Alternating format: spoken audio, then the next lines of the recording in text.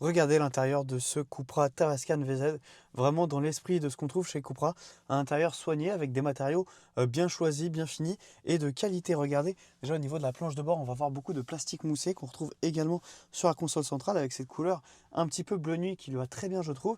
Et on a beaucoup d'éléments, encore une fois, le cuivre, la couleur cuivrée vraiment typique de chez Cupra qu'on retrouve beaucoup dans le volant déjà avec ce magnifique logo. On la retrouve également autour des boutons drive et du bouton pour le mode Cupra.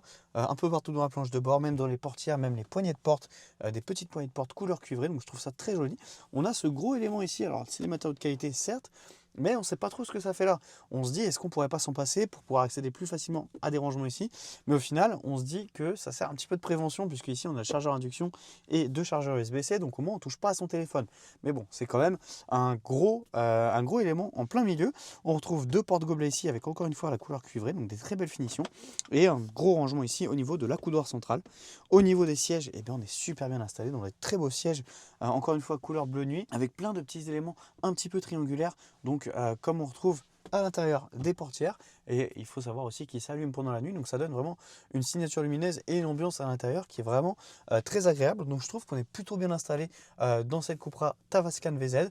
On profite d'enceintes Sennheiser, donc là on a vraiment du très bon son pour pouvoir mettre de la musique, pour s'ambiancer, ça c'est plutôt sympa.